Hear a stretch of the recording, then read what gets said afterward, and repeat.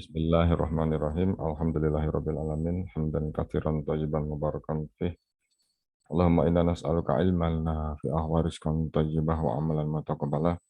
Allahumma inna nas'aluka hubbaka wa hubba ma yuhibbuk wa hubba amilin yuqarribuna ila hubbik. Mahasiswa sekalian, alhamdulillah kita bisa melanjutkan perkuliahan kita ya bertahap ya.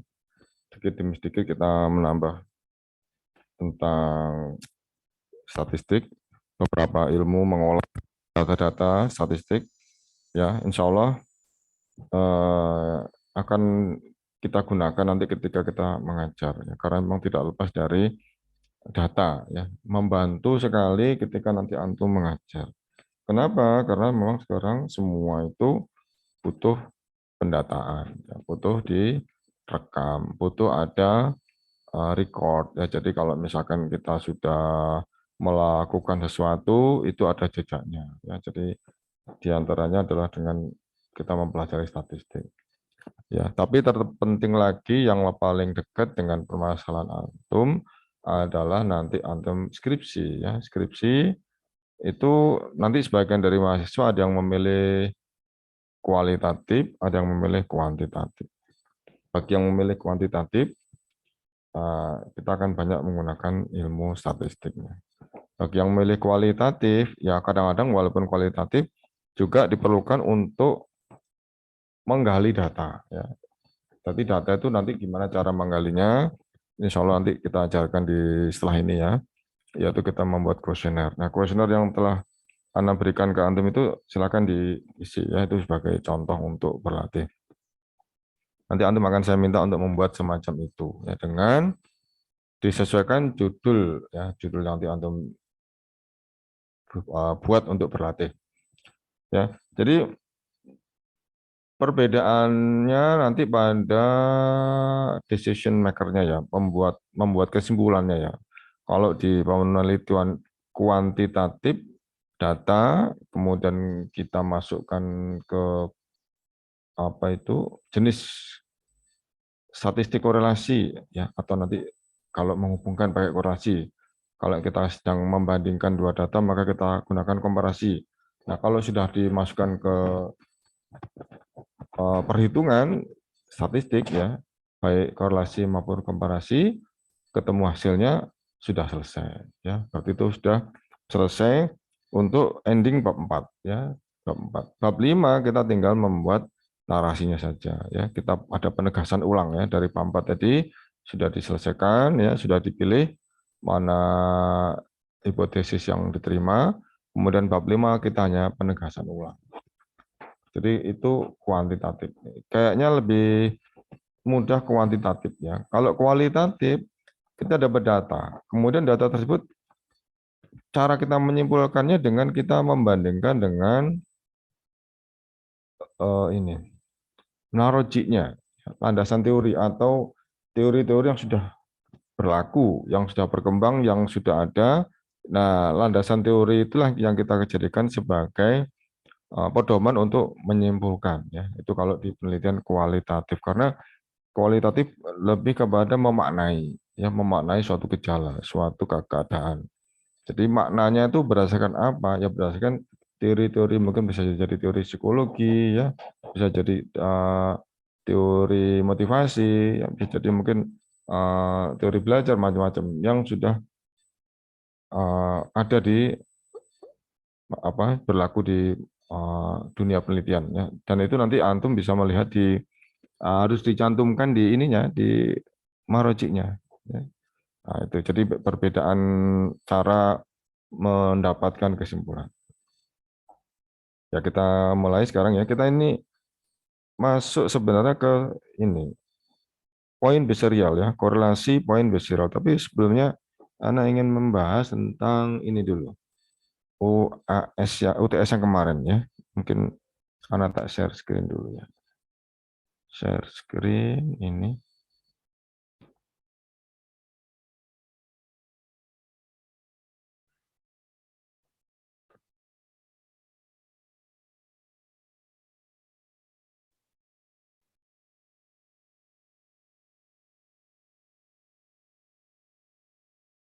Sudah muncul di tempat antum. Belum, UTS Selasa kemarin. Sudah muncul? Belum? Sudah, Bang. Belum, oh belum. Jadi, saya ulang lagi aja. Saya ulang lagi. Ah, sudah? Muncul? Muncul, Sir. Ah, ya. Ini kemarin UTS kita kemarin, saya tutup aja kamera Ana. Nah, ini ya. Ini semoga saya belum ngecek ya. Semoga yang seperti ini kita tidak salah ya, antum tidak salah. Nomor satu, sebutkan jenis-jenis data statistik dan berikan Belum. contohnya. Sebentar, antum belum muncul? Halo? Sudah, Ustaz. Oh, udah.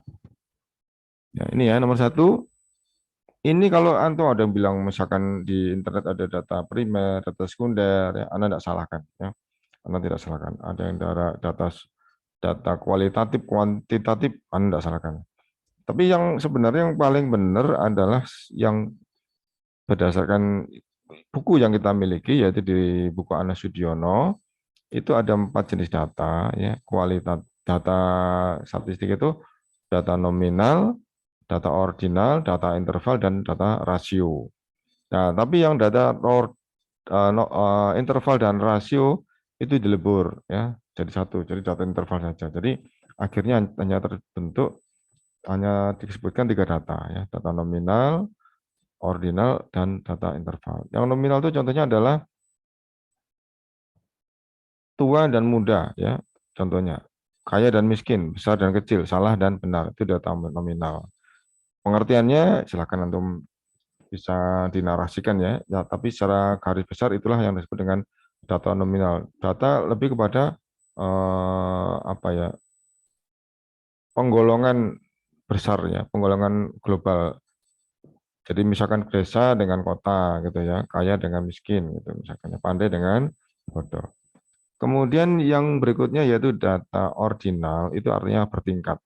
Contoh data ordinal misalkan yang paling gampang ketika antum membuka kuesioner yang Anda kirimkan ya, ada sangat setuju, setuju, kemudian kurang setuju dan tidak setuju gitu ya. Atau misalkan selalu, maka yang lebih dari yang kurang dari selalu yaitu sering, yang lebih dari yang kurang dari sering yaitu kadang-kadang, kemudian yang paling bawah yaitu tidak pernah, yaitu contoh data ordinal. Kemudian yang data intervalnya bisa nilai mahasiswa, ya, berat badan siswa, tinggi badan siswa, macam-macam ya. Itu, nah nilainya banyak, nilainya bisa koma-koma ya, bisa apa besar ya, bisa banyak. Nah itu yang maksud dengan data interval. Yang menjawab seperti itu silakan ya saya benarkan. Kemudian yang menjawab ada yang bilang subjek apa penelitian data primer, data sekunder, tetap saya benarkan ya. Karena memang banyak data statistik. Kemudian nomor dua, apa perbedaan sampel dan populasi? Ya, kalau populasi itu meliputi semua bagian ya, semua bagian dari suatu subjek penelitian ya. Kita mengambil semua bagian dari subjek penelitian ya, yang mau diteliti kita ambil semuanya. Kalau yang sampel itu hanya sebagian ya, sebagian kecil mewakili saja. Jadi tidak semuanya. Nah, jadi nanti ada yang menjawab lebih bagus ya silakan. Insya Allah nanti saya apa benarkan kalau maknanya sesuai ya. Mungkin dalam kata-kata berbeda, tapi kalau maknanya sesuai, insya Allah nanti saya benarkan. Kemudian apa perbedaan data tunggal dan data kelompok dan bagaimana ketentuan membuat data kelompok. Nah ini yang mungkin agak agak ini ya, agak panjang ini mungkin ya. Data tunggal apa? Ya data yang nilainya berupa nilai tunggal ya sendiri. Data kelompok ya nilainya berupa kelompok data ya ada range-nya ya ada jangkauannya. Nah, jadi misalkan seperti ini kan data kelompok ini. Nah, ada jangkauannya 40 sampai 49 ya, 50 sampai 59 contohnya seperti itu. Kemudian bagaimana membuatnya secara garis besar adalah yang penting kemarin kita sudah sepakat ini jumlah dalam kelompok ini jumlahnya harus sama ya. Jadi 40 sampai 49 itu berapa angkanya? 10 ya. 50 sampai 9 berapa angkanya? 10. Nah, ini yang penting di situ. Jadi yang penting itu adalah adil di sini ya. Cara membuatnya itu yang penting di situ. Kemudian ketentuan ada batas bawah, batas atas, nantilah saya tidak terlalu mementingkan. Tapi yang penting adalah perbedaannya di sini ya.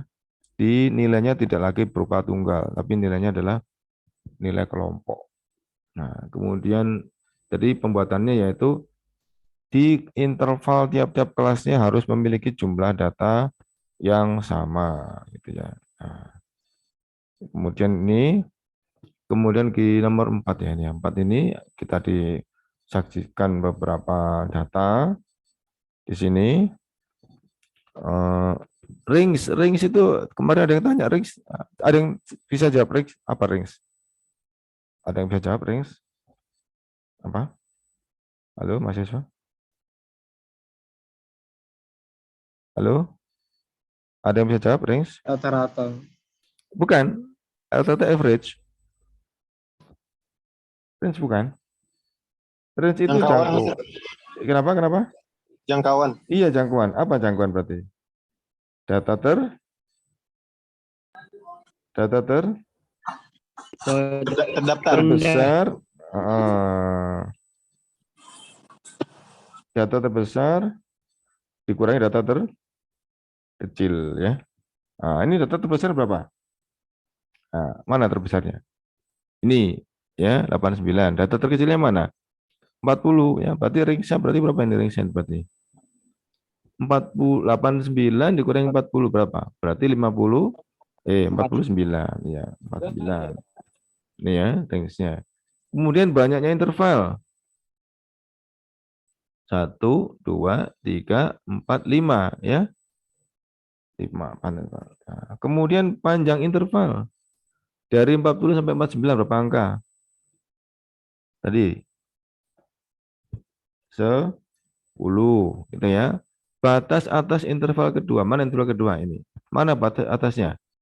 59 ya. Ini apa nih ketiga ini? Sebentar. Ini apa ini? Oh, ini ikut sini nih. Ini ikut sini nih. Bentar, ini ikut yang sebelah sana. Oh, nggak bisa, nggak bisa. Bentar. Ini punya ini, frekuensi ketiga ini.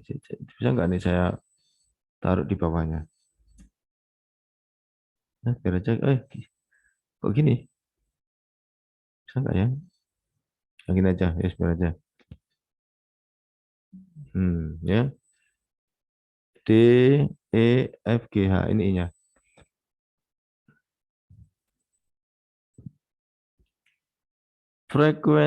Batas atas interval kedua ini. Berarti 59. 59. Kemudian ini kalau ini D, batas bawah interval ketiga ini ketiga. Batas bawahnya berarti 60. 60. Kemudian F, ini F. Nilai tepi bawah interval ke satu ini ke satu. Di bawahnya berarti berapa? Tepi bawahnya ada 40 dikurangi setengah ya. 39,5. Di belakangnya aku nggak nyadar. Salman. Saya enggak bisa dari sini bisa enggak? Enggak kelihatan dari sini.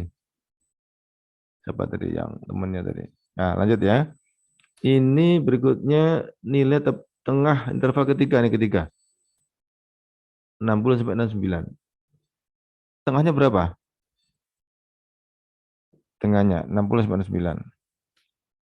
Ya, ini berarti datanya 10. Kalau 65 tengah apa enggak ya? 65 ya? 64,5 ya?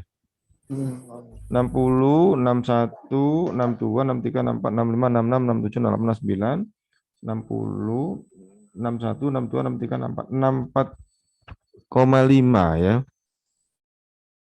64,5 ini. Nah, ini ya. 64,5 Frekuensi interval ketiga, ini interval ketiga, frekuensinya berapa? 8 ya. 8. Kok 6? Kemudian kumulatif pada interval ketiga, frekuensi kumulatif. Ini ketiga, kumulatif berarti dihitung semuanya ya. Kumulatif dihitung semua. Jadi 4 tambah 5 tambah 8, berarti 17 ya. 17. Kalau ada frekuensi kumulatif sebelum interval ketiga, berarti ini nggak ikut ya, berarti 4 tambah 5. Tapi kalau sampai interval ketiga berarti 4 tambah 5 tambah 8, 17. Kemudian batas bawah sudah ya ini ya. Oke, nomor 4. Sekarang yang nomor 5. Dari tabel nomor 4 di atas tentukanlah min, median dan modus. Nah, ini berarti kita butuh apa? Butuh hitung-hitungan ya. Min, median dan modus. Coba di copy aja. Mudah-mudahan bisa. Kita bawa ke ini. Ini punya untuk kemarin ya.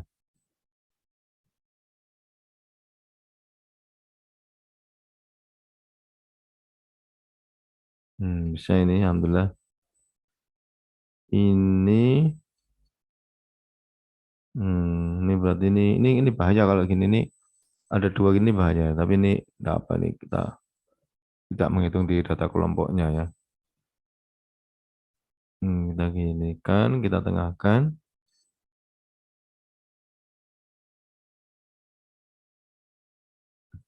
Ya kan, ini masuk ke sebelahnya aja. Min, median, modus. Kalau min berarti nyari rata-rata ya.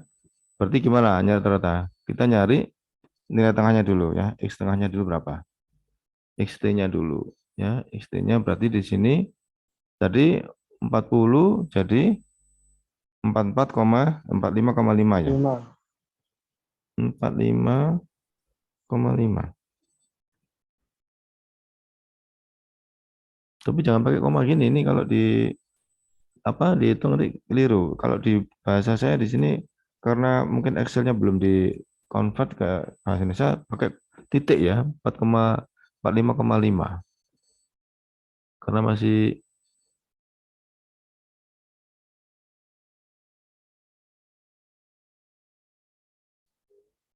ini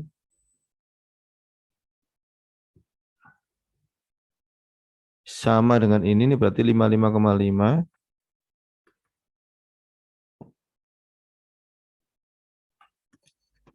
Coba yang bawah saya blok bisa enggak ini? Oh bisa ya. Sudah XT. Kemudian kita jadi rumusnya min ya. Kalau kita cari di atas rumusnya min ya, nilai tengah kali frekuensi ya dibagi dengan sampel frekuensinya ya kali n-nya. Nilai tengah kali frekuensi ini dapat apa sini? Nah, ini ya. Ini nilai tengah. Ini kalau yang data tunggal ya. Ini ya. Kalau kelompok ada dikalikan ini frekuensinya. Nah, ini.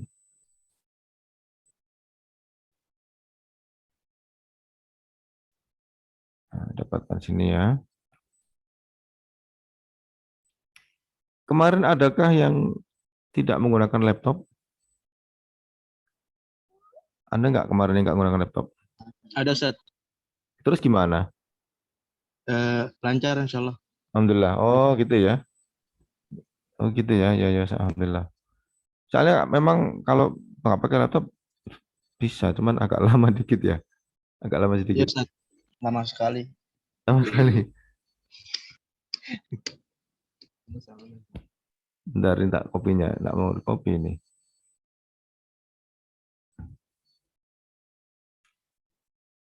Nah, sudah ini.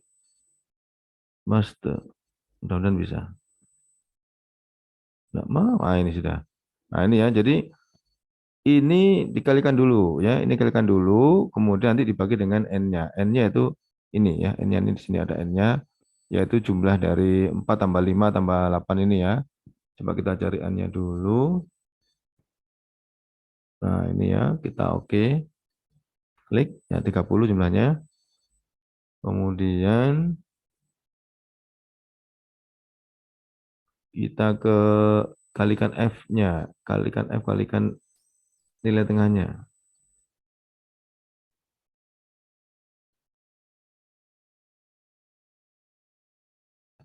Sini kita buat F dikali nilai tengah.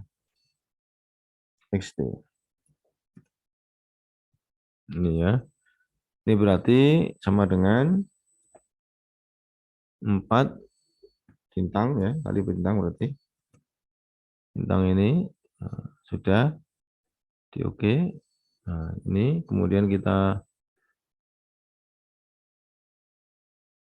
sampai bawahnya muncul tanda tambah, tarik ke bawah. Nah, dapat sudah. Nah, tinggal dimasukkan di sini ya. Berarti di sini minusnya sama dengan, kita buat sama dengan dulu. Ini ya, oh ini dijumlahkan dulu. Ya, dijumlahkan dulu. Kayak tadi pakai formula sum. Oh, kok di sini? Ya, taruh sini, keliru-keliru. Nah, di sini ya. Nah, di sini. Nah, enggak. Dapat ini ya. Sudah dapat. Baru kita masukkan sini. Sama dengan ini ya. Sigma tadi, F kali T ini tadi. Dibagi dengan N-nya ini. Bagi 30. Berarti diklik aja sini ya. Klik. Ini dibagi dengan 30. Nah, ya sudah dapat ya 67,883. Ini mau direndahkan apa derajat digitnya 2 digit belakang koma boleh gini. Ya, ini minusnya. Nah, kemudian mediannya. Mediannya berarti kita mencari tengah-tengahnya ini. 30 berarti tengahnya 15 ya. 15 berarti mediannya di sini ya.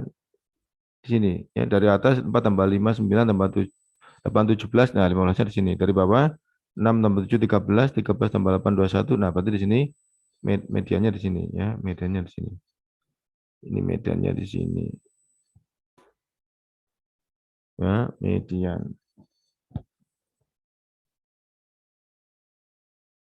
Median. Nah, ini kita ambil rumus mediannya ya, sama dengan tepi bawah ditambah dengan n per 2 gitu kan kemarin. Mediannya tambah n per 2, kemudian dikali panjang kelas interval, kemudian dibagi dengan frekuensi ya. Frekuensi ditemukannya median ini kan. Coba kemudian copy.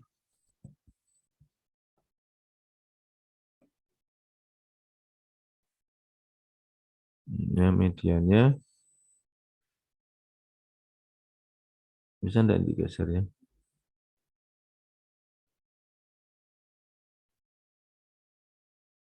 Nah, ini mau enggak digeser nih? Oke, mediannya sekarang. Median.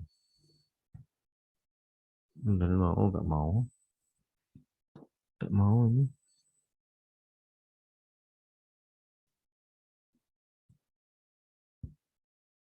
Saya ambil lagi, bentar. Tidak mau. Ini tepi bawah ini median. Ya, udah selesai. Iya, udah jamnya set. Iya, insya Allah. Sebentar.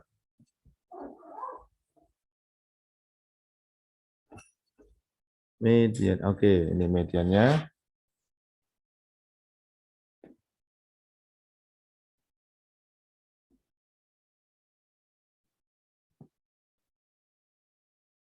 Nah, N-nya N-nya tadi 30 ya. Kemudian frekuensi kumulatif sebelum ini ya. Sebelum ini berarti dia 4 tambah 5. Ini frekuensi kumulatifnya kita tulis dulu. Sama dengan 4 tambah 5.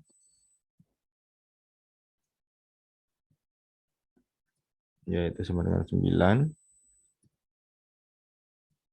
Ya, kemudian ditemukannya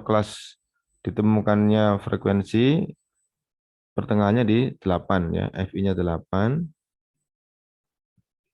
Frekuensi ditemukannya nilai tengahnya sama dengan 8. Kemudian panjang kelasnya adalah 10.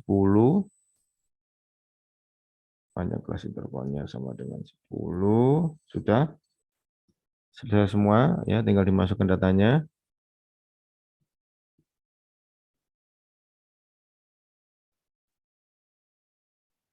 Tinggal masukkan datanya. Sini ya. Atau sini aja. Sama dengan dulu. Tapi bawahnya tadi. Oh, ini di bawahnya. 60 dikurangi setengah ya. Tapi bawah sama dengan 60 dikurangi setengah berarti 59,5. Nah, gini ya. Oh, afwan. Saya tulis ini tapi bawah 59,5. Nah, sudah. Ini ya, di bawahnya. Sudah tinggal dimasukkan sama dengan ya. Tapi bawahnya nih kita jangan pakai koma karena belum di-convert ini. Jadi masih pakai pakai titik 59,5 ya. Ditambah. Tambah di sini ini dalam kurung diselesaikan dulu ya, dalam kurung titik kurung aja dulu. Ya, kemudian di sini N per 2, 30 bagi 2, 15. Dikurang ya, dikurang frekuensi kumulatifnya tadi 9, kemudian kurung tutup, dikalikan dengan panjang kelas intervalnya, 10 ya, kalikan 10. Nah, baru kemudian kita bagi, ya, kita bagi dengan ini, FI, frekuensi ditemukannya median yaitu tadi 8, ya, 8 sudah, kita enter. Nah, berarti mediannya adalah nilainya sama dengan 67 ya, di antara 60 dan 69. Jadi sama dengan 67 ya. Jadi mediannya 67. Kemudian tinggal terakhir nyari modusnya ya. Modus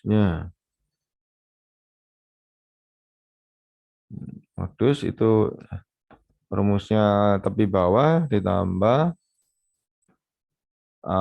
D1 per D1 plus D2 ya. D itu selisih ya, D1 dikali panjang kelas interval. Ya, sebentar ya. Nah, ini dia. Ini modus, ini rumusnya. Modus. Nah.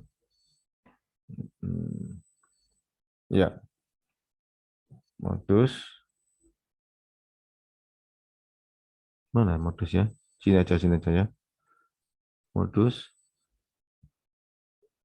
Nah, biar ini mediannya.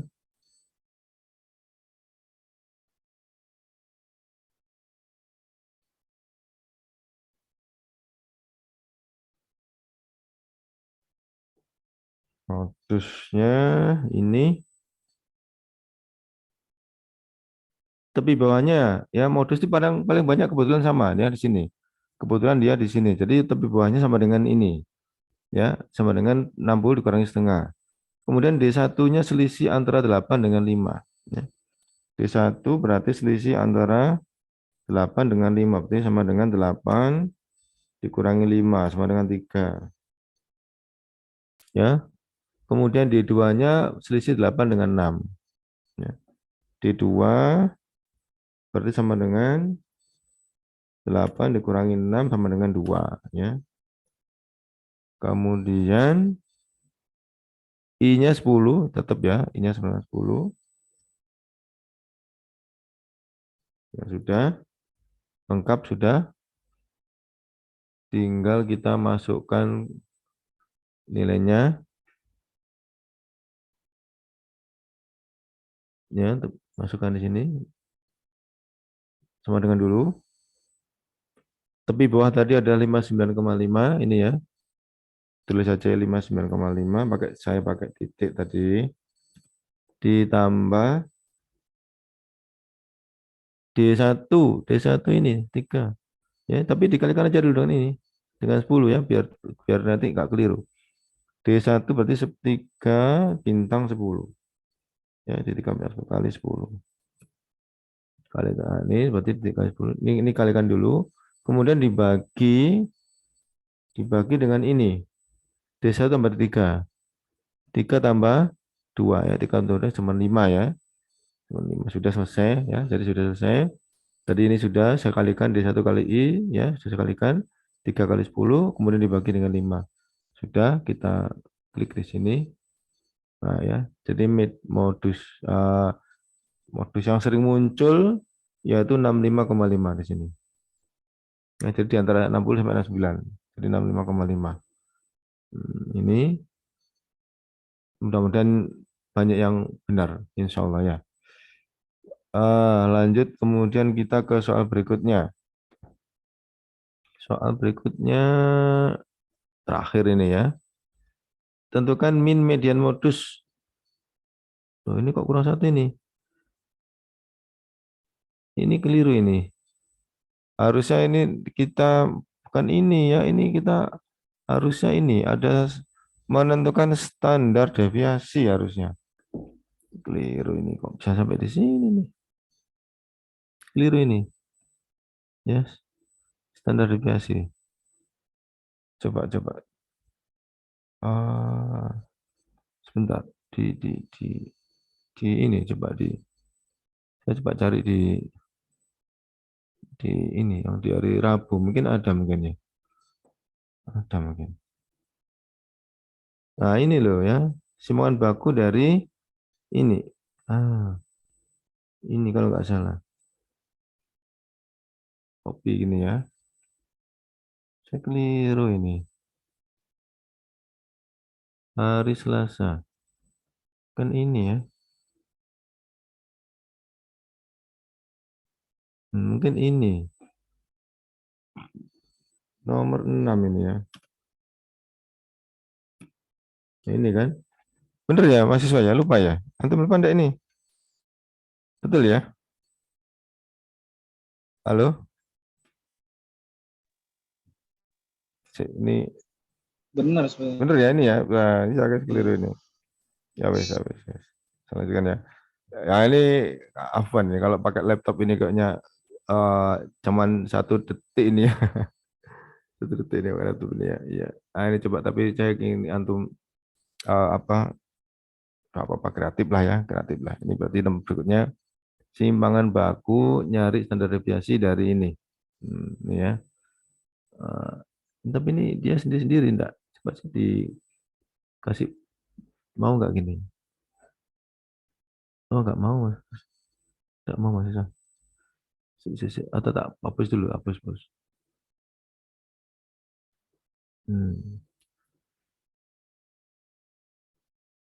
Sebentar, saya kok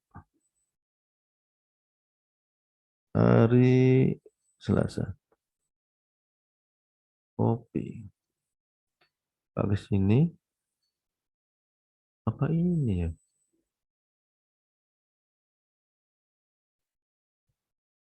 Bukan ya? Maksud saya itu ini kenapa nggak mau jadi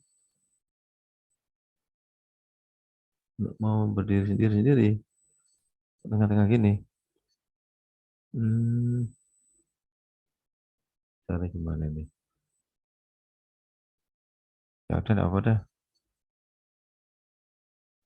Nggak bisa ya bisa. Nggak bisa. Ini berupa gambar berarti ini. 60, 68. Coba saya ulang lagi ya. 60, 68, 50, 64, 75, 71, 80, 59, kemudian 75. 75, ada beberapa data ini. 1, 2, 3, 4, 5, 6, 7, 8, 9. 1, 2, 3, 4, 5, 6, 7, 8, 9. Oh ya, sama. Udah ya, ini berarti kita hapus saja ini apa ini. Kita hapus saja berarti ini apa? Bisa nggak ada, Bos? Oh, bisa. Nah, udah ini datanya dapat ya. Kalau nyari simpangan bakunya, iya, tinggal diklik aja nih mahasiswa ya. Tinggal gini aja ya, formula, kemudian more function, kemudian sampai standar deviasi yang populasi ya, STDFP, PQR sini. Nah, sudah selesai ya, tinggal diblok aja sini, diletakkan sini, diblok aja ini, sini ya. Nah, sudah di hasilnya adalah ini 9,161 ya. Nah, ini hasilnya 9,161. Ini yang kalau cara cepatnya. Ya. Kalau pakai cara yang kemarin dari sigma dikurangi apa ya, dikurangi rata-ratanya bisa ya. Kalau mau kita pakai cara yang agak panjang, yang mungkin ini apa, yang pakai ini X dikurangi rata-ratanya ya, itu agak panjang. Tapi ini insya Allah antum sudah paham ya, nggak panjang kan. Jadi kan kemarin saya sudah bilang boleh memakai laptop ya, boleh pakai HP. Mungkin ada HP yang sama aplikasinya dengan Excel, boleh digunakan. Ini sudah ya, mahasiswa sudah selesai ini jawabannya. Semoga nanti banyak benar. Kalau ada yang cara ngitungnya benar tapi hasilnya mungkin kurang ya, insya Allah nanti saya beri tambahan nilainya, tidak saya salahkan. Karena memang yang penting di sini adalah proses. Apalagi kalau antum menghitungnya bukan dengan laptop ya, antum dengan kalkulator, maka saya insya Allah kasih keringanan. Ya. Kalau pakai laptop kayaknya jangan sampai keliru ya, sudah dimudahkan.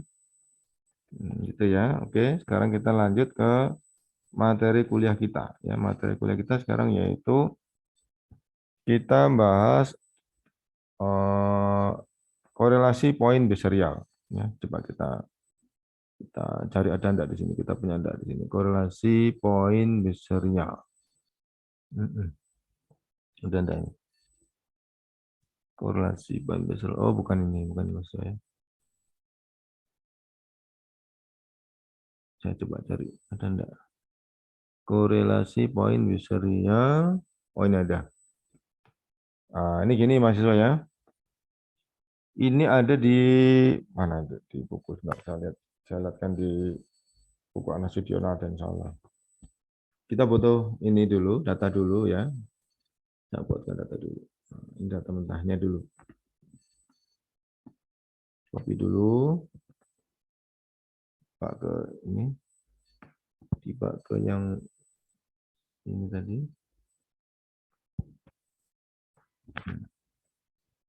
Jadi sekarang kita masuk ke pembahasan korelasi poin beserial.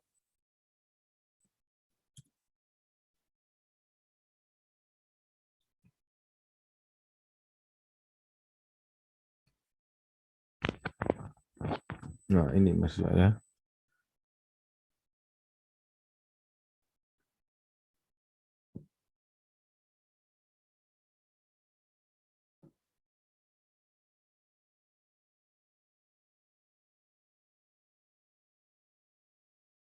Nah, judulnya ini. Ini perlunya apa?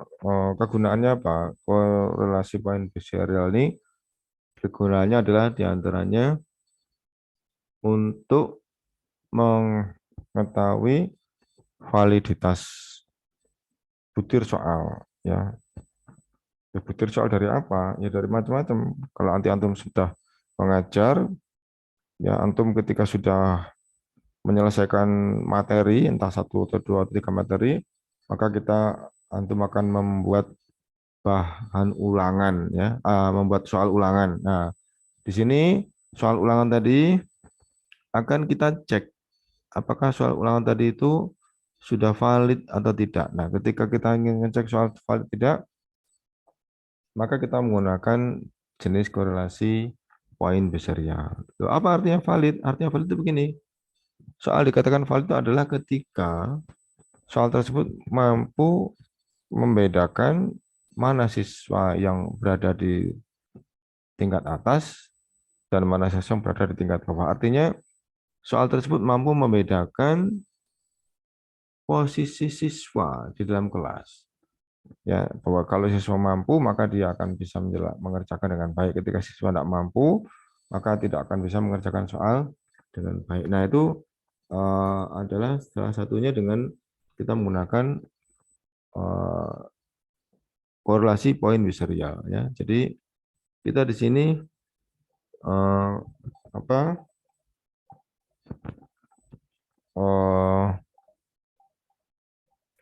ini apa sebagai evaluasi ya, sebagai penguji evaluasi ini. Evaluasi apakah soal kita sudah benar ya. Kalau untuk soal itu sudah benar, maka soal kita bisa digunakan untuk berikutnya, untuk siswa yang berikutnya. Tapi kalau soal kita belum benar, maka harus diperbaiki ya. Apa artinya belum benar? Ketika soal kita tadi tidak mampu membedakan kelompok mana siswa yang di ranking atas, mana siswa yang di ranking bawah. Ya, jadi nanti di sini kalau lebih jelasnya kita ikuti ya, ini apa penjelasan di sini nanti kita bisa lihat manfaatnya ya, apa maksud dari gunanya korelasi poin beserial. Termasuk nanti kuesioner yang nanti antum saya bagikan ke Anda bagikan ke antum tadi harus diuji juga dengan ini ya, dengan korelasi poin beserial. Sama ya, jadi nanti Anda juga menguji validitas dari kuesioner yang saya bagikan ke antum itu juga dengan ini ya, juga dengan ini. Nah, total skornya ini ya, total skor. Ini skor yang enggak bikin ini. Nah, ini. Nah, ini saya mau belum ada yang harus saya copy dulu ya. Bentar mana ini? Ini Mas. Nah, ini ada ini. Nah, ini ada rumusnya. Saya belum buat rumusnya ya. Saya copy aja di sini karena belum buat rumusnya. Oke. Rumusnya ini.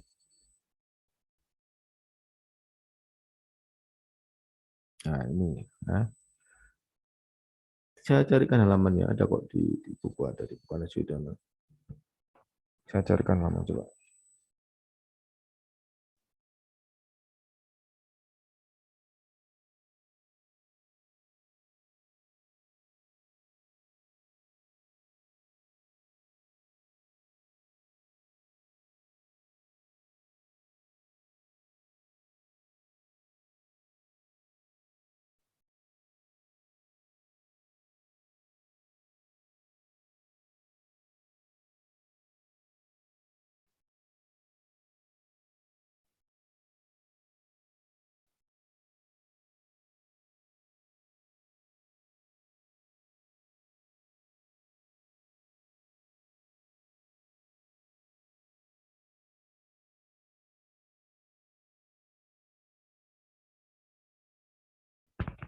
Sebentar ya, bukunya kok masih jauh. Ya ini nanti aja, saya fotokan halamannya ada ya. Nah, sementara ini ini dulu yang kita jelaskan aja dulu. Ini ya lambang untuk RPBI, R korelasi PBI poin beserial. Kemudian MP means dari skor dari subjek yang menjawab benar. Siapa subjek itu kemarin mahasiswa? Subjek itu siapa? Orang yang kita teliti ya, atau orang yang kita uji, kita ambil datanya ya. Jadi di sini berarti siswanya. Siswanya yang menjawab benar ya, jadi dikasih simbol MP. Kemudian MT itu skor total ya, subjek dari semua skor yang dijawab oleh subjek, ya, semua skor yang dijawab subjek ini ada lihat ini siswa A ya. Nah, ini ada namanya kalau dikatakan tadi di jenis data, ini adalah jenis datanya jenis data namanya nominal. Sebentar saya tambahkan aja ya biar nanti paham. Jenis datanya nominal. Nominal itu artinya kalau benar diberi angka 1, kalau salah diberi angka 0. Nah, ini ya maksudnya ya. Jadi ini data nominal. Ya. Jadi ini kalau dia menjawab benar diberi skor 1. Ya, kalau dia menjawab salah di skor 0. Ini dibuat ketentuannya ya. Jadi siswa A, ini tadi siswa A tadi itu coba saya tebalkan ya. Biar tidak terlalu. Nah, ini ya. Siswa A tadi dia diberi skor ya, diberi total. Ini siswa A B C D sampai C tadi ada 10 siswa. Dia mengerjakan 10 soal ya dalam sebuah ulangan dia mengerjakan 10 soal. Misalkan soal pilihan ganda ya atau soal menjodohkan ya. Jadi ini soalnya sebenarnya banyak, mau uraian juga bisa, tapi ini sementara kita ambil contoh soal pilihan ganda atau menjodohkan. 10 soal bahasa Arab misalkan ya. Kemudian untuk siswa, dia menjawab nomor 1 benar, nomor 2 dia menjawab salah. Ya, kalau benar maka diberi skor 1, kalau salah diberi skor 0 atau 0 gitu ya. Kemudian nomor 3 dia menjawab benar, maka diberi skor 1 ya. Kemudian dia menjawab nomor 4 salah. Nah, maka kita lihat di sini siswa A yang dia mampu menjawab adalah soal nomor 1, 3, 5, 7, dan 9 dan 10. Nah, berapa skor yang dia miliki? 1, 2, 3, 4, 5, 6. Oh, 6 berarti ya. Nah, ini kita bisa total skornya pakai ini. Pakai auto sum ya. Pakai formula auto sum di sini. Nah, ya, untuk lihat sini ya, 6 sudah. Ya, 6. Kemudian siswa B kita lihat di sini. Nomor 1 dia jawab benar. Nomor 2 dia salah. Nomor 3 salah. 4 benar. 5 salah. 6 salah. 6 benar. Berapa total skor yang didapat siswa B? 1, 2, 3, 4. Oh, cuma 4 ya. Nah, maka di sini kita bisa tarik sini. Oh, dapat 4 gitu kan. Dan seterusnya, maka kita bisa blok seperti biasanya. Kita blok ini. Nah, ini. Dapat sudah ya. Dapat skornya. Kemudian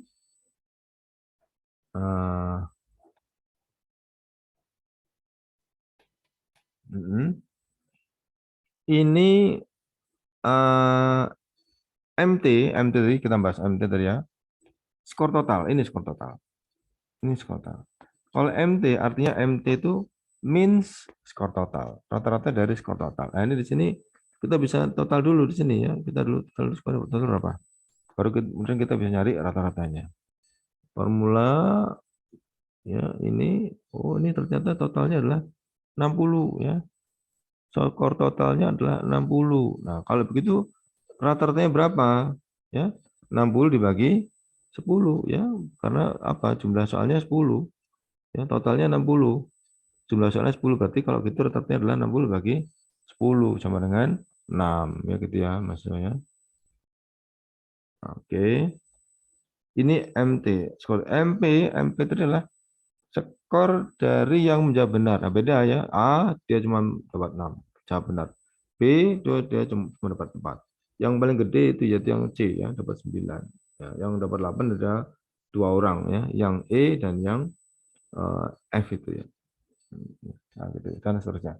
Kemudian pengertian dari ST, standar deviasi ya, standar deviasi total. Standar deviasi ini nanti kita cari standar deviasinya ya. Di sini adalah ST standar deviasi total. Ya, kemudian P itu adalah proporsi yang menjawab benar. Kemudian Q adalah proporsi yang menjawab salah ya.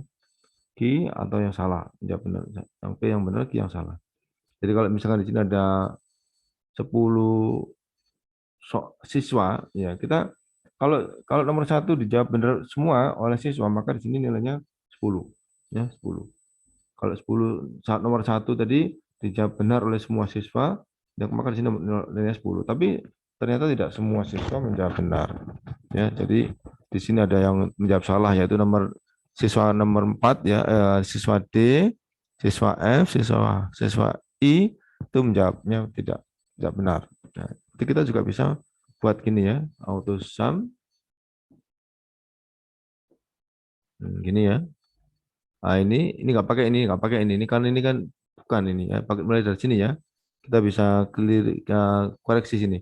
Ini berarti E tidak ini, bukan 15, tapi E-nya mulai dari E 116 ya. Ini E-nya berarti E-nya dari 116, diperbaiki aja.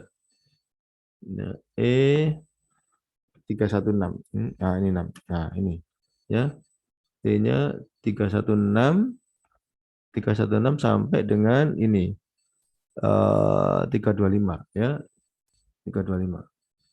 Ya, ini ya, ini 316 sampai 325. Ini dapat sudah. Yang lainnya sama ya, kita blok aja yang lain sama. Nah, gini. Nah, ini berarti yang P tadi. Untuk P, untuk yang Q-nya berarti yang menjawab salah ya. Kalau jumlah 10 yang menjawab benar ada 7, maka yang menjawab salah adalah 3 gitu ya, Mas ya. Sebentar, ini Q-nya ya. Ini totalnya. Nah, ini Q-nya ini saya tengahkan aja ini. Ditengahkan. Nah, sudah, sekarang yang ini. Q-nya berarti kalau gitu bisa enggak ini ya, coba ya. 10 kurang 7 coba ya, bisa enggak ya? 10 bisa enggak? Oh, saya mau coba pakai rumus, bisa enggak? Saya coba rumusnya, coba. 10 dikurang ini, bisa enggak ya? Mau enggak nih, coba. 3, tapi yang buatnya sebelahnya enggak bisa kayaknya. Oh, bisa. Bisa, bisa. Ini 4. Oh, betul, betul. Oh, bisa ya. Ini betul, ya benar, ya. Kita tengahkan. Kita tengahkan di sini.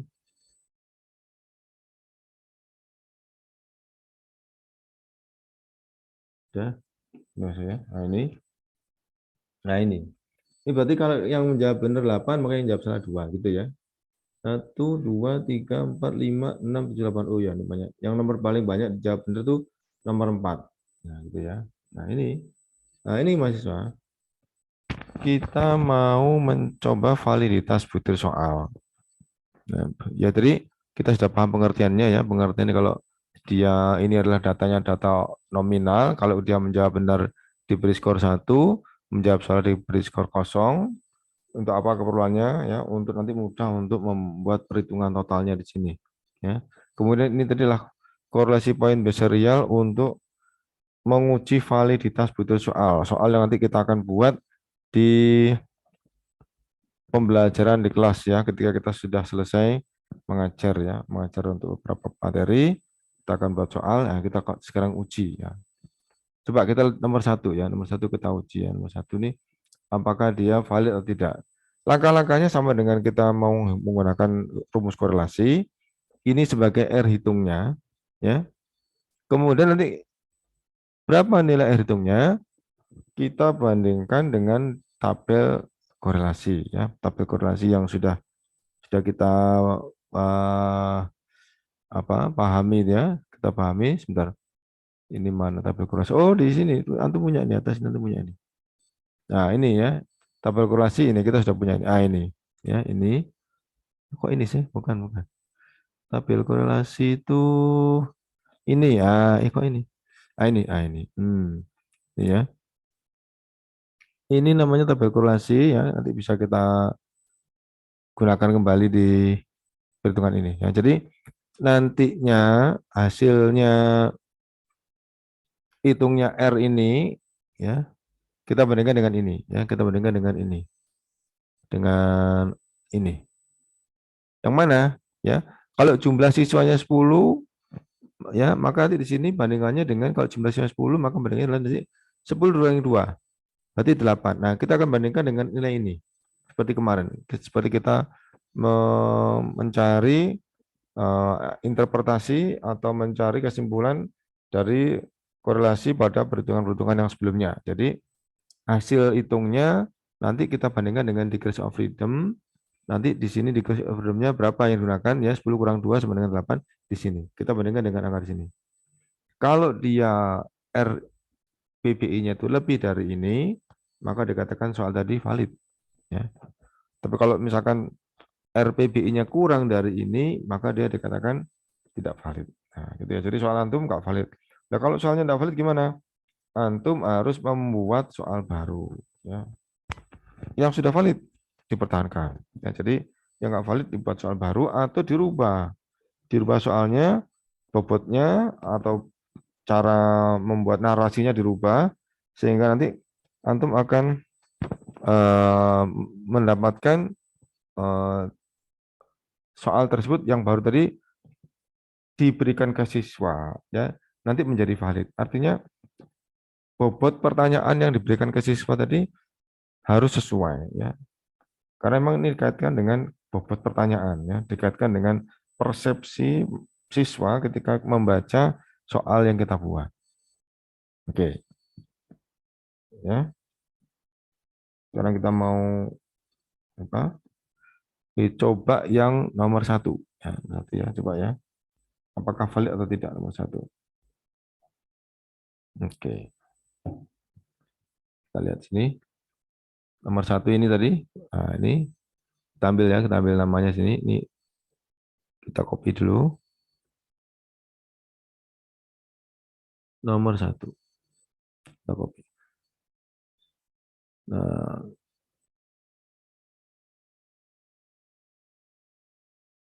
kita sekarang mencari validitas nomor 1. Validitas butir soal nomor 1. Ya.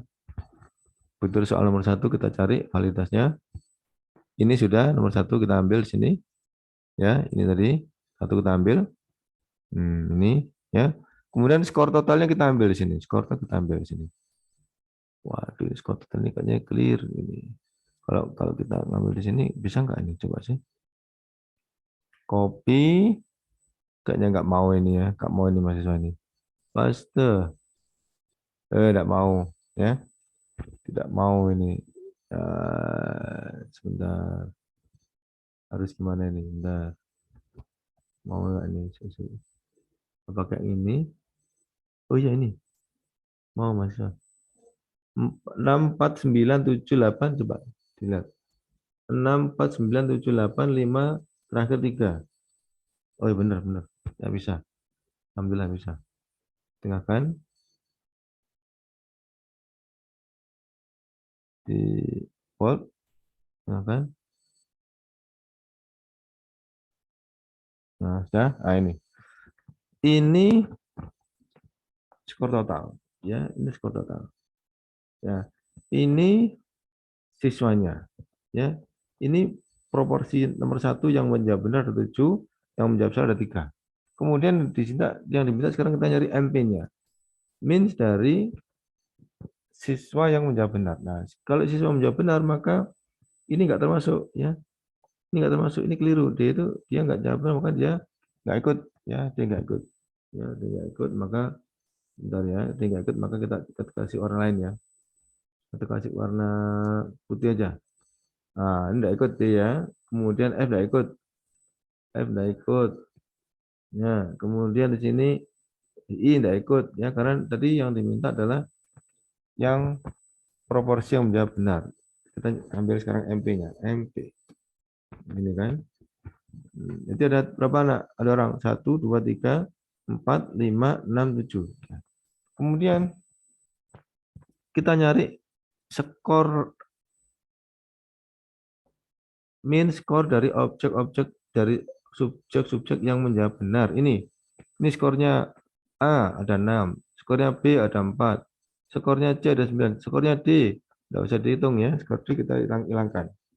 Ya, skornya E8, F-nya nggak bisa dihitung karena tadi dia tidak menjawab benar di soal nomor 1. Ya, soal nomor 1 tidak benar, yang ditanya adalah skor dari yang menjawab benar saja. Jadi yang nggak menjawab benar nggak usah dicantumkan. Ini yang I juga nggak bisa menjawab benar, maka di sini dikosongi. Nah, sudah. Ya, ini adalah skor-skor dari yang menjawab benar. Ada 7 siswa A, B, C, E, G, H, I. Ada 7 siswa yang menjawab benar. Ini skor totalnya. Kita cari rata-ratanya. Ya, jadi MP di sini artinya adalah rata-rata dari skor subjek-subjek yang menjawab benar. Nah, ini ya. Ini skor subjek-subjek menjawab benar, responnya dicari rata-ratanya. Ya, ya, sama dengan ini ya. Min ya, di min saja formula. Nah, ini di sini dekat sini average ya. Rata-rata average. Ya sudah. Average mana yang mau kita cari rata-ratanya? Ini ya. Ini ya, di blok aja ini, di sini kita blok aja sini. Datanya di blok sini. Udah dapatkan yaitu di sini 6,2 ya. Ya, 6,2. 6,3 ya. 6,3. Coba sih. 10 tambah 9, 19 tambah 7 tambah 8. 11 tambah 8, 26. 26 tambah 8, 34. 34 tambah 6, 40. 40 tambah 3, 43. 43 dibagi 7 ya. Ya, 42 bagi 7 itu 6. Nah, betul ya. 43. Oke. Sekarang kalau gitu MP-nya dapat, sekarang MT-nya. MT itu yaitu rata-rata dari total tadi ini, MT-nya. Ini. Ya. Berarti MT berapa? Total, total berarti totalnya 60, jumlah siswanya 10. Berarti 60 bagi 10 sama dengan 6. Ya, ini gampang ya. Ini berarti adalah namanya MT 6 ya. Total nilai skor totalnya di rata-rata. Rata-rata dari skor total. Sudah dapat. MT, MP sudah, P ada, Q ada, ST. Standar deviasi ya. Standar deviasi seperti biasa tadi formula more function. Nah, sebentar. Standar deviasi dari ini ya, dari total. Dikatakan sini standar deviasi simpangan baku total. Ini ya. Nanti ini yang kita cari, standar deviasi totalnya ini yang kita cari. Ini ya, sini ya, sudah ini taruh sini nanti selnya. Dicari yang ini totalnya ya, jadi pakai formula more function yang bawah standar deviasi P, standar P ini ya. Ini yang mau kita cari adalah ini. Ini ya, masuk ya. Ini ya, di blok aja di sini. Di blok sudah dapat ini, dapat berapa ini? Ini ada ini ya. Udah gini. Kita oke ya. Oke, muncullah di sini. 1,9. Sudah ya. Sudah dapat semua. Kemudian kita masukkan ke rumusnya ya. Kita masukkan rumusnya. Oke, sekarang kalau gitu rumusnya ini kita kurung dulu ya nanti ya. MP dikurang MT ya. Minus dari proporsi yang menjawab benar dikurangi dengan minus total dikurung dulu. Kemudian nanti akar. Akar itu berarti nanti sama dengan pangkat setengah. Dikurung dulu ya. P dibagi Q dalam kurung, kemudian dipangkatkan setengah. Karena apa?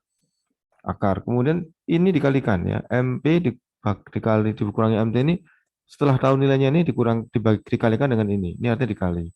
Setelah selesai semua, kita bagi dengan standar deviasi. Jadi prosesnya adalah kita kurung dulu, MP dan MT-nya kita kurung, biar dia terus diselesaikan lebih dahulu. Kemudian kita kalikan, nah ya, hasil tadi kita kalikan dengan ini, akar. Maka akar dalam Excel juga pakai kurung, tapi nanti dipangkatkan 0,5. Setelah kita kalikan keduanya tadi, antara ini ya, MP dengan MT, dikalikan akarnya ini, akar P pergi, endingnya maka dibagi dengan standar deviasi. Nah, gitu ya. Coba kita sama dengan dulu. Kita kurung dulu. Ini ya. Kita kurung dulu. Ini ya. MP dikurang MT. Diklik aja. Diklik. Klik. Dikurangi. Ini. Oh, bentar. Kurangi basic ini ya. Kurang biasa gini. Kurang gini. Kurang MT gini. Gini. Tutup. Kemudian dikali. Dikali buka lagi. Kurung buka lagi. P dibagi Q. Ya. Mana P? Mana P ini P? 7. Dibagi Q-nya berapa? 3. Kemudian tutup ya. Kurung tutup. Kemudian akar pakai topi. 0,5. Ya. 0,5 sudah selesai. Kemudian ini saya bagi ini standar deviasi. Oh, ini harus kurung lagi. Harus kurung lagi nih. Karena kan kalau nggak dikurung lagi bahaya ini ya. Ini kasih kurung lagi. Biar diselesaikan dulu yang bagian atas. Ya, ini masuk ya. Saya kasih kurung. Kemudian dibagi sini ya. Dibagi sini. Saya bagi ini. Dibagi standar deviation lah ini 1,9. Sudah. Kita klik 0,23. Nah, ini hasilnya kemudian kita bandingkan dengan tadi nilai degrees of freedom pada tabel. Ya, ini 8 ini tadi. N per 2. N minus 2. 10 kurangi 2. Ya, jumlah siswanya ya. Bukan jumlah soalnya. Yang di sini yang degrees of freedom-nya N itu adalah jumlah siswanya, bukan jumlah soalnya. Jadi 10 dikurangi 2 berarti 8. Di sini 0,23 masih di bawahnya ini semua. Ya, nah, kalau begitu maka dikatakan soal tadi tidak valid.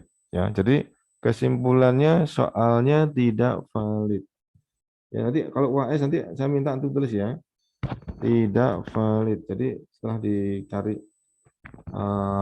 angkanya bandingkan dengan degrees of freedom. Kemudian simpulkan tidak valid gitu ya. Jadi biar apa? Tahu kesimpulan akhirnya. Sudah. Nah, ini kita dapatkan dari menghitung, dari analisis. Sekarang coba ya mahasiswa ya. Anda mengajak kita tidak menghitung, memprediksi saja dulu. Kita prediksi saja dulu. Perhatikan ya, kita prediksi dulu. Ini tadi kita copy lagi. Ini ya kita copy lagi. Kita copy lagi. Nah, ini kita copy lagi. Nah, kita taruh di sebelahnya ya. Biar nanti kita tahu bandingannya, tahu perbandingannya. Pakai ini tadi ya, pakai ini tadi. Nah, ini. Nanti bandingkan ya tadi ya. Nanti bandingkan di sini. Nah, ini biar nanti kita tahu secara apa ya, prediksi ya, sebelum dibuat hitungan prediksi, kita sudah bisa membuat soal itu tidak valid. Kenapa? Antum lihat. Yang menjawab benar itu 1, dapat skor 1. Yang menjawab salah dapat skor 0. Antum lihat di sini. Ada siswa yang skornya tinggi, tapi dia nggak bisa jawab. Ya. Ada siswa skornya tinggi, tapi dia nggak bisa jawab ini. Ada 7, nggak bisa jawab. Skornya 5, nggak bisa jawab. Skornya 4, nggak bisa jawab. Tapi yang skornya 3, bisa jawab. Ini kan? Ini skor 3, dia bisa jawab. Yang skornya 4, ya emang nggak bisa jawab ya. Yang skornya ada skornya 4 ini dia bisa jawab. Ini kan? Ini skornya 4 bisa jawab. Kenapa kok skornya 4 bisa jawab? Sedangkan yang skornya 7 di sini dia tidak bisa jawab. Ya, kan berarti kan nggak bisa jawab. Nah, yang seperti ini maka dikatakan soal tadi tidak valid. Loh, kok bisa begitu? Ya, ini kita mengukur posisi soal tadi mampu mengukur posisi siswa ya dalam kelas. Kalau dia skornya 7, mestinya dia bisa jawab. Ya. Kenapa yang skornya 4 dia bisa jawab? Yang skornya 7 kok malah nggak bisa. Nah, maka dikatakan di sini soal yang sedang kita uji tadi tidak valid. Maka harus dirubah. Narasinya dirubah, kalimatnya dirubah, kontennya dirubah, ya, atau dirubah sama sekali, ya, diganti dengan soal yang lain. Memang ini adalah lazim dilakukan oleh pembuat UNAS, ya, orang-orang yang membuat ujian nasional orang-orang yang membuat ujian-ujian itu ya untuk diujikan kepada siswa atau mahasiswa melalui proses seperti ini, ya, melalui proses validitas butir soal. Maka kalau tidak valid, soal tersebut tidak digunakan. Jadi ya, saya ulang lagi, sebelum kita menganalisa tidak kevalidannya, kita sudah bisa memprediksi posisi soal tersebut dengan melihat prediksinya dengan cara melihat perbandingan nilainya. Ya, tadi dikatakan tadi, kalau nilai 1 dia bisa mengerjakan, kalau nilai 0 nggak bisa. Ini yang nilainya 7, dia nggak bisa mengerjakan. Yang nomor nilainya 4 malah dia bisa mengerjakan. Ya, ini ya, nilai 3 dia bisa kerjakan. Yang nilainya 5 malah dia tidak bisa kerjakan. Nah, ini dikatakan berarti soalnya tidak valid. Gitu ya. Nah, silakan nanti antum coba, mungkin nanti kita akan tayangkan ya untuk ditayangkan nanti untuk silakan dicoba untuk butir soal nomor 5 sama nomor 10 apakah valid atau tidak ya, antum coba bisa apa, antum bisa uji ya, bisa uji dengan menggunakan rumus ini ya, korelasi poin visual tadi soal nomor 5 dan nomor 7 ya, untuk besok ya saya tulis ya, soal nomor 5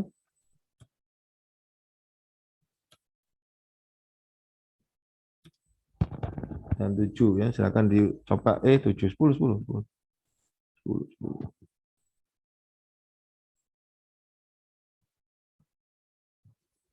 Ya, silakan nanti diprediksi hasilnya boleh, antum mau mencoba untuk menghitung juga boleh ya.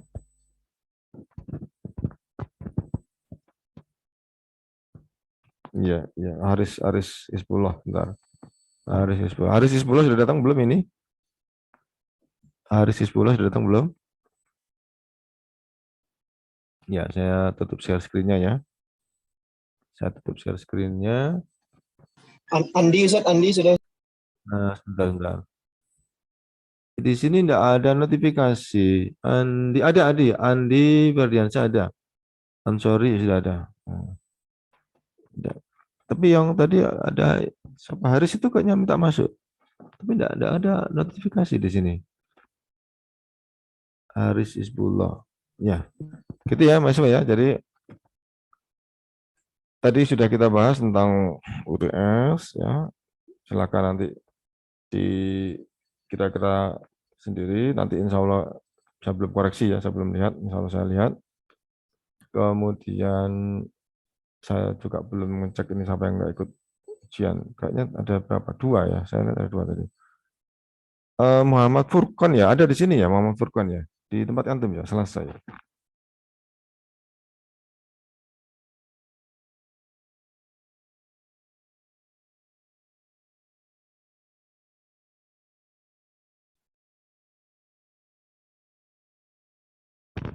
Oh bukan ya, tidak ada ya, Selasa nggak ada Muhammad Furqan. Hari Rabu berarti itu. Mudah-mudahan yang di apa? Ada enggak yang belum UTS? Ada yang nggak ikut UTS? Ada enggak teman-teman ini? Saya harap ini apa menyampaikan ya, melaporkan kendalanya apa gitu. Kendalanya apa? Nanti coba kita berikan apa solusi gitu ya, biar nanti tidak sampai tertinggal atau gagal karena kita masih punya 2 poin nilai, yaitu nilai tugas dan nilai UAS ya. Jadi jangan sampai terpengaruh ya dengan kondisi UTS kita mungkin jelek, UAS-nya mungkin bagus, tambah tugas ya, insya Allah bisa mengangkat nilai ya. Jadi ada nggak yang belum UTS ya? Silakan nanti disampaikan. Ya, mahasiswa ada yang mau bertanya berkait dengan ini tadi, dengan poin biserial gitu ya. Jadi poin biserial itu adalah untuk mencari validitas butir soal. Ya, kalau antum nanti buat soal, termasuk nanti kuesioner yang antum terima yang saya bagikan tadi itu, silakan diisi, silakan disampaikan ke saya ya. Nanti di situ nanti biasanya akan saya lakukan pengujian ya, pengujian. Habis divalidasi, biasanya selanjutnya adalah di reliabilitas ya, ada uji reliabilitas ya. Ada yang mau bertanya mahasiswa? terkait dengan UTS atau perkuliahan kita pada sore hari ini? Silakan. Apa Ustaz mau tanya Ustaz? Ya, silakan. Apa Ustaz? Kemarin anak waktu Khairul Anam. Iya, Khairul. Iya, kenapa? waktu menceritakan soal UTS, saya ngajarkan Ustaz pakai hitungan tangan. Cuma qadarullah pas ketemu hasil waktunya habis. Itu ada kebijakan lainnya Ustaz? Sebentar. Hitungan tangannya udah difoto. Belum. Tapi masih insya Allah masih saya anak simpan. Ya difoto, berikan ke saya. Oh, nah Ustaz. Japri, difoto. Ya. Semuanya. Kalau tapi yang berapa soal yang belum Yang ditulis? standar apa? Oh gitu. Yang lainnya antum sudah jawab. Sudah Ustaz. Ya wes. Ya. Tapi antum kira-kira yakin tadi dengan tadi ana tadi di awal tadi sudah membahas, antum sudah yakin udah nggak ada masalah? Nggak ada Ustaz. Ya wes, berarti yang itu aja yang disampaikan, yang difoto, yang standar deviasi tadi aja ya. Dilihat ya, insya Allah nanti biar nanti saya tidak salah paham, antum bisa, tapi nanti laporan yang data yang saya terima antum tidak ngerjakan, akan salah paham akhirnya. Eman ya kan? Eman, gitu ya. Jazakumullah khairan Ustaz. Wayakum. Ya, itu ya, silakan disampaikan. Ya, bagi yang mungkin tadi belum benar, masih banyak belum benarnya, jangan surut ya, jangan khawatir, kita masih punya ujian UAS dan apa itu tugas. Ya, gitu ya. Kalau tidak ada yang bertanya, afwan ya, kita akhiri perkuliahan kita pada sore ini. Ya, kalau ada tutur kata saya yang mungkin kurang berkenan, saya mohon maaf. Semoga manfaat. Kita akhiri dengan kafaratul majelis. Subhanakallahumma wa bihamdika asyhadu an la ilaha anta astaghfiruka wa atubu ilaik. Assalamualaikum warahmatullahi wabarakatuh. Waalaikumsalam warahmatullahi wabarakatuh. Jazakumullah khairan Ustaz. Wa jazakallahu khair.